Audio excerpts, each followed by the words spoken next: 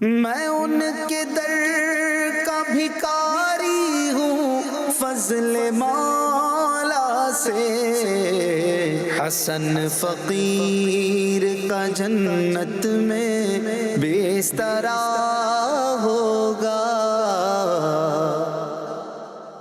الحمدللہ رب العالمین والصلاة والسلام علی خاتم النبیین، اما بعد فاعوذ باللہ من الشیطان الرجیم، بسم اللہ الرحمن الرحیم۔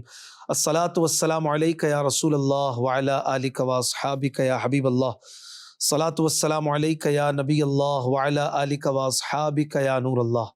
مدنی چینل کے ناظرین، آپ دیکھ رہے ہیں ایک بار پھر پروگرام کلام شہنشاہ سخن۔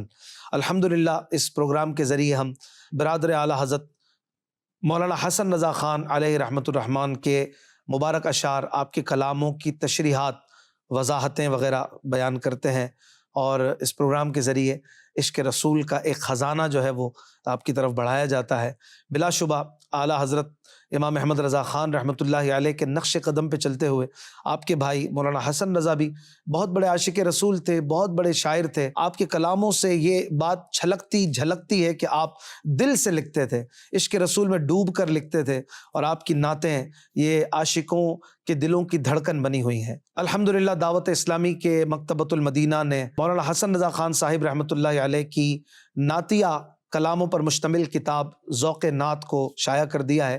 دعوت اسلامی .net سے آپ اسے ڈاؤن لوڈ بھی کر سکتے ہیں، مکتبۃ المدینہ سے قیمتاً طلب بھی کر سکتے ہیں۔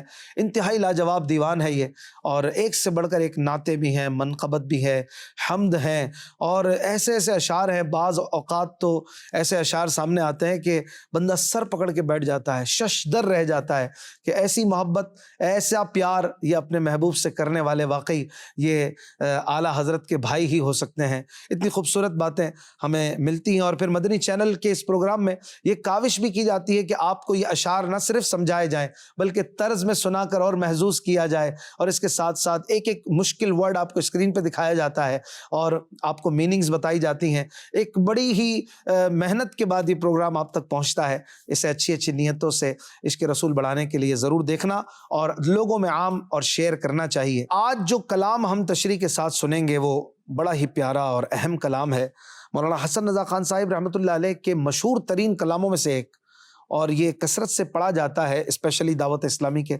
دینی ماحول میں ہم اسے سنتے ہیں۔ دل درد سے بسمل کی طرح لوٹ رہا ہو، سینے پہ تسلی کو تیرا ہاتھ دھرا ہو۔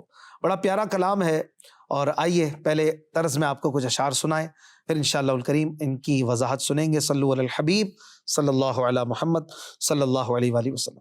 دل درد سے بسمل کی طرح لوٹ رہا ہو، سینے پہ تسلی کو یا رسول اللہ،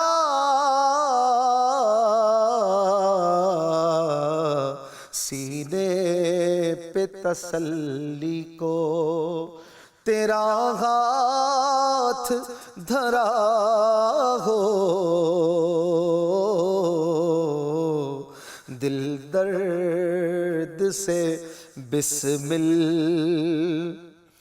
کیوں اپنی گلی میں وہ روادار صدا ہو،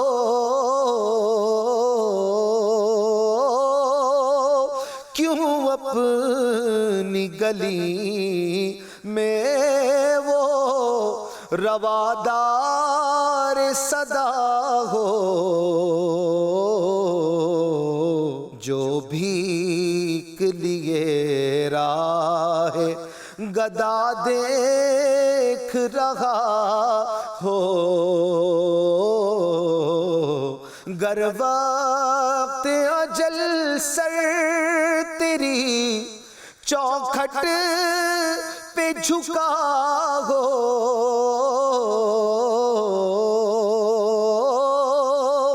گر وقت اجل سر تیری چوکھٹ پہ جھکا ہو،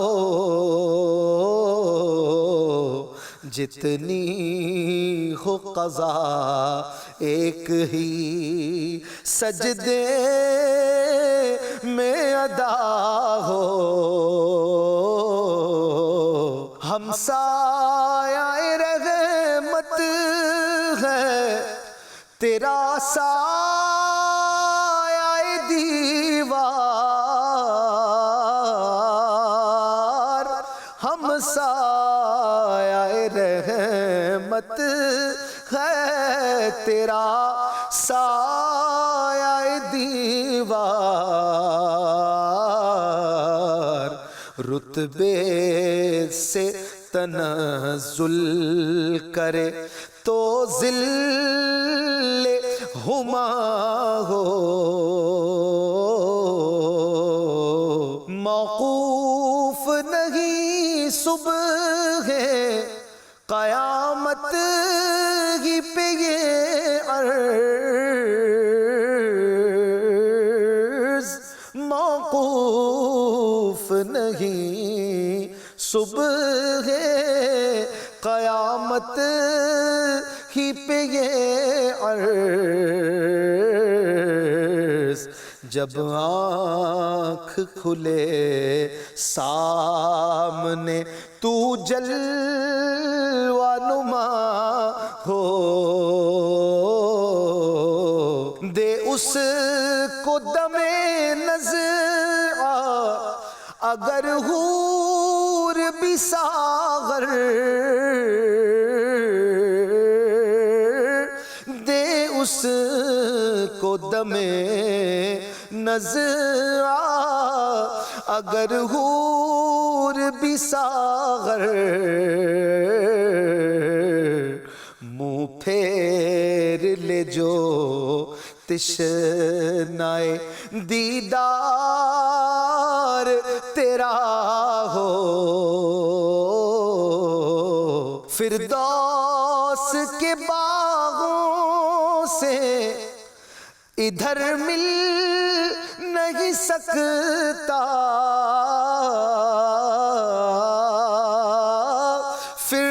فردوس کے باغوں سے ادھر مل نہیں سکتا، جو کوئی مدینے کے بیاباں میں گما ہو، دیکھا انہیں محشر میں تو رحمت نے پکارا،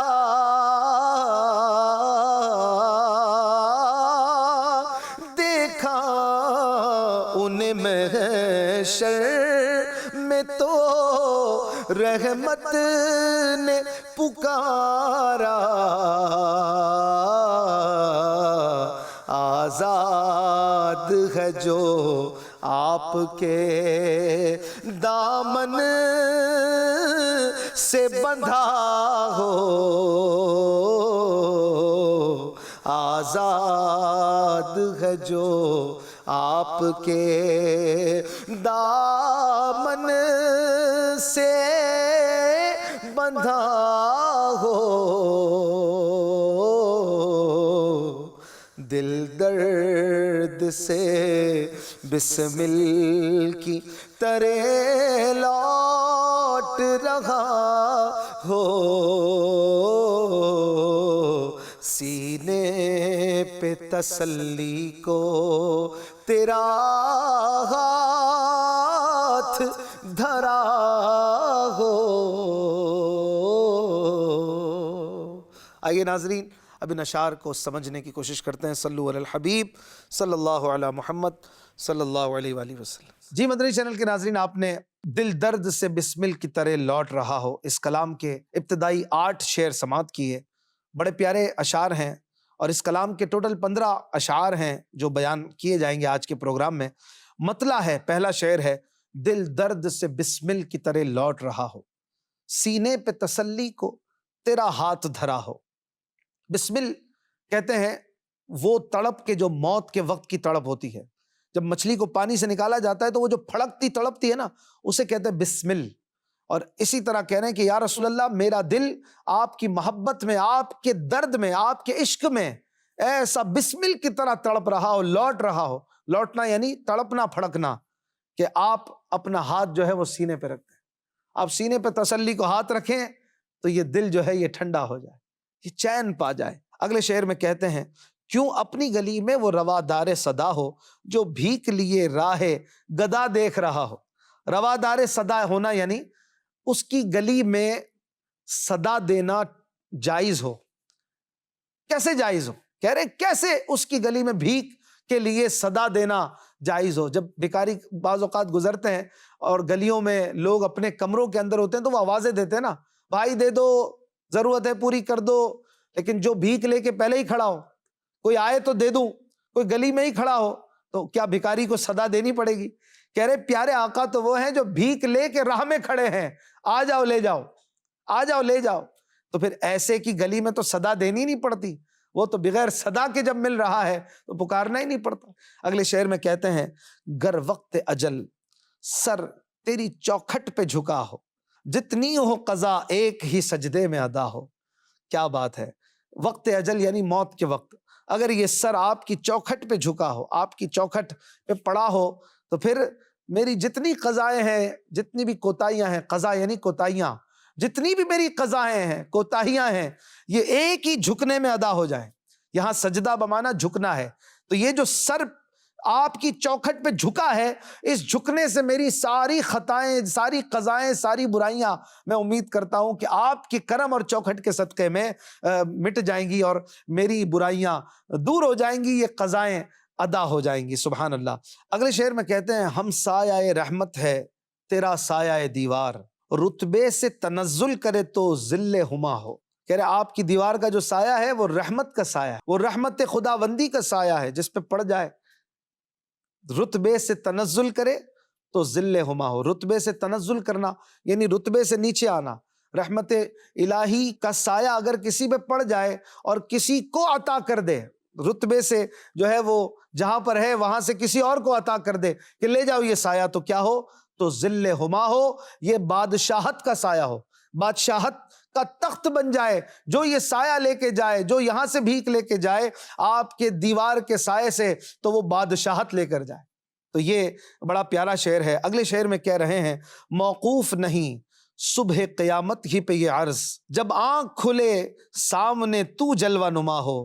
کیا بات ہے کہ قیامت کے دن ہی پر یہ عرض موقوف نہیں ہے کہ قیامت کے دن جب میں موت کی نیند سے جاگوں تو آپ سامنے ہوں، بلکہ دنیا کے لیے بھی یہ عرض ہے کہ جب بھی دنیا میں بھی آنکھ کھلے تو یا رسول اللہ آپ کے جلوے میرے سامنے ہوں۔ اگلے شعر میں کہتے ہیں دے اس کو دم نزع اگر حور بھی ساغر، منہ پھیر لے جو تشنہ دیدار تیرا ہو۔ تشنہ دیدار یعنی دیدار کا پیاسا، جو آپ کے دیدار کا پیاسا ہو، اگر اسے دم نزع یعنی موت کے وقت، نزع کے وقت حور بھی ساغر دے، جنت کی حور، ساغر یعنی پیالہ دے، جنت کے پانی کا پیالہ بھر کے دے، تو وہ کہے نہیں مجھے مصطفیٰ کے جلووں سے اپنی پیاس بجھانی ہے۔ زندگی بھر ان کے جلووں کے لیے منتظر رہا کہ آتے ہیں غلاموں کو اپنے جلووں میں بسا کر دنیا سے نکلنا آسان کرتے ہیں، میں نے تو وہی جام پینا ہے، جام دیدار مصطفیٰ، میں نے یہ جام نہیں پینا۔ اگلے شعر میں کہتے ہیں فردوس کے باغوں سے ادھر مل نہیں سکتا جو کوئی مدینے کے بیاباں میں گما ہو۔ سبحان اللہ۔ جو مدینے کے بیاباں میں گم ہو جائے پھر وہ فردوس کے باغوں میں ہی ملے گا۔ گویا یہ کہ مدینے کے باغوں میں گم ہو جاؤ تاکہ فردوس مل جائے، فردوس کے باغوں میں ہی ملے گا جو مدینے کے بیاباں میں گم ہو گیا ہو۔ اگلے شعر میں کہتے ہیں دیکھا انہیں محشر میں تو رحمت نے پکارا، آزاد ہے جو آپ کے دامن سے بندھا ہو۔ کیا خوبصورت شعر ہے، جو بندھا ہو وہ آزاد کیسے ہو سکتا ہے؟ یہ کتنی الگ الگ بات ہے، لیکن ان کو خوبصورت انداز میں جوڑا ہے کہ یہ رحمت نے پکارا، رحمت الہی نے پکارا۔ جب مصطفیٰ کریم علیہ السلام کو محشر میں دیکھا تو کہا اے اللہ کے نبی، جو آپ کے دامن سے بندہ ہو وہ آزاد ہے، وہ جائے جنت میں، اس کے لیے کوئی ٹینشن نہیں ہے، جو آپ کے دامن سے جڑا ہے وہ آزاد ہے۔ سبحان اللہ۔ اب جو بندہ ہے وہ آزاد بھی ہو سکتا ہے، لیکن ہو سکتا ہے یہاں پر اس معنی کو کتنے خوبصورت انداز میں بیان کیا ہے، سبحان اللہ۔ آئیے مزید اس کلام کے بقیہ 7 شعر آپ کو طرز میں سنائیں، پھر ان کی وضاحت سنیں گے۔ صلو علی الحبیب صلی اللہ علی محمد صلی اللہ علیہ وآلہ وسلم۔ دل درد سے بسمل کی طرح لوٹ رہا ہو، سینے پہ تسلی کو یا رسول اللہ،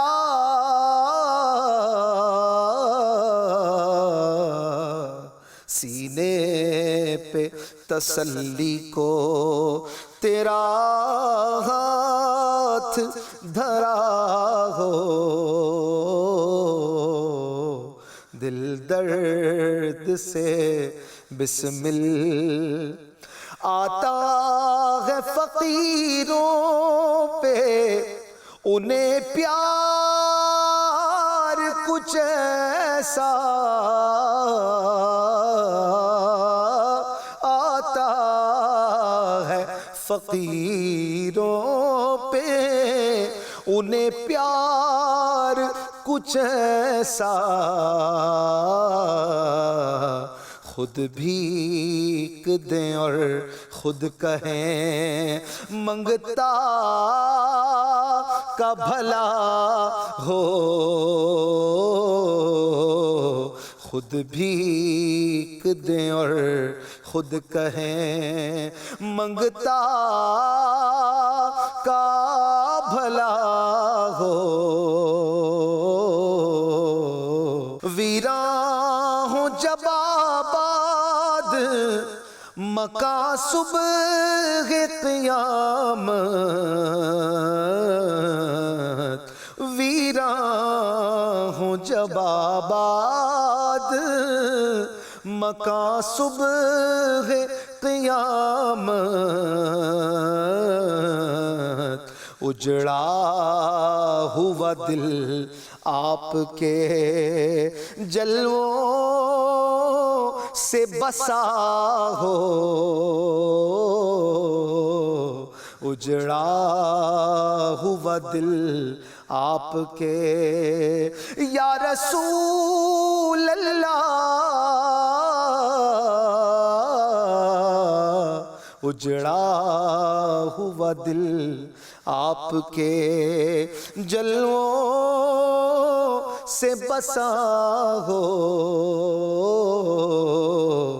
دل درد سے بسمل ڈھونڈا ہی کرے صدر قیامت کے سپاہی،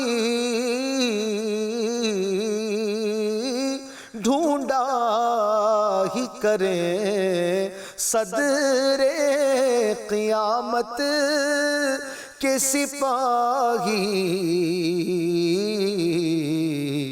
وہ کس کو ملے جو تیرے دامن میں چھپا ہو،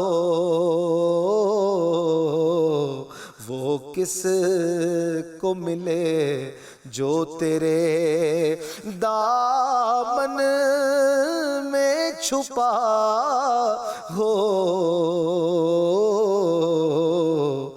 دل درد سے بسمل جب دینے کو بھی کائے سرے کوئے گدایا، جب دینے کو بھی کائے سرے کوئے گدایا،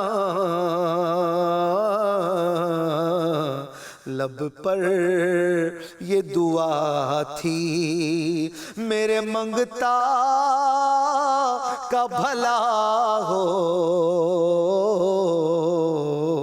لب پر یہ دعا تھی میرے منگتا کا بھلا ہو، جھک کر انہیں ملنا ہے ہر ایک خاک نشیں سے جھک کر انہیں ملنا ہے، ہر ایک خاک نشیں سے کس واسطے نیچا نہ وہ دامان قبا ہو، کس واسطے نیچا نہ وہ دامان قبا ہو، دل درد سے بسمل تم کو تو غلاموں سے ہے کچھ ایسی محبت،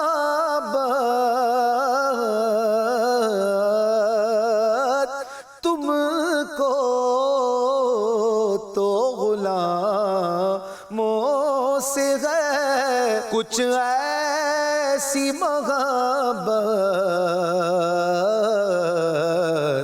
ہے ترک ادب ورنہ کہیں ہم پہ فدا ہو،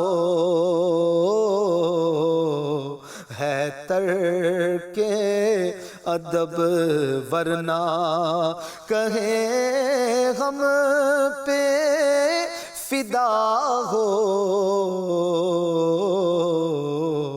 دل درد سے بسمل دے ڈالیے اپنے لبے جاں بخش کا صدقہ،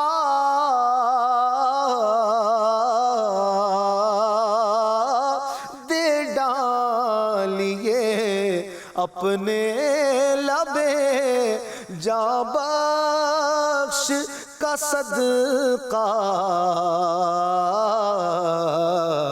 اے چارہ دل درد حسن کی بھی دوا ہو،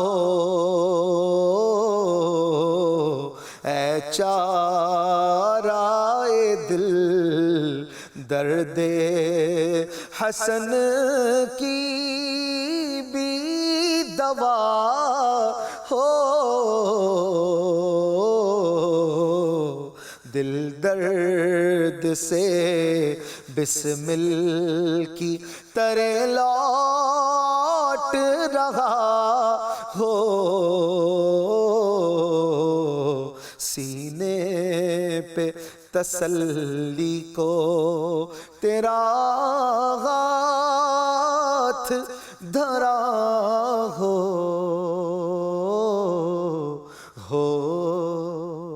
آئیے ناظرین اب ان اشعار کو سمجھتے ہیں۔ صلو علی الحبیب صلی اللہ علی محمد صلی اللہ علیہ وآلہ وسلم۔ جی ناظرین، آپ نے مزید 7 اشعار سماعت کی، بڑا پیارا کلام جاری ہے۔ دل درد سے بسمل کی طرح لوٹ رہا ہو، سینے پہ تسلی کو تیرا ہاتھ دھرا ہو۔